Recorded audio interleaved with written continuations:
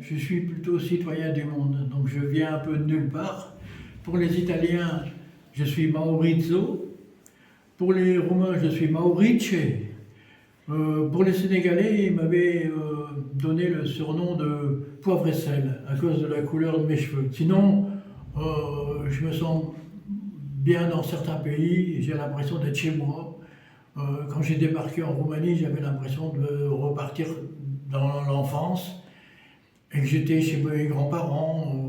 Et donc ce lien-là était important pour moi. Je suis toujours à l'affût de connaître des nouvelles cultures. Et même si je suis sensible au paysage, c'est surtout par rapport aux habitants et découvrir leur façon de vivre et partager nos différences. Bon, si j'aime bien voyager, je n'oublie pas mes racines qui sont avesnoises, dans le sud du département du Nord.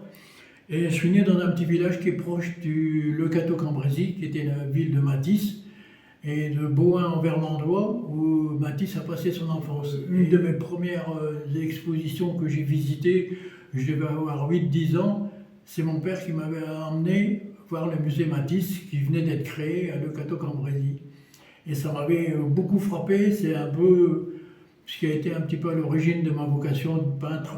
Pourquoi Poitiers? Parce que j'ai eu l'occasion, il y a une quinzaine d'années, d'avoir une carte blanche sur des expositions et une manifestation qui regroupait des artistes, et j'avais invité un artiste brésilien, un artiste sénégalais et une roumaine.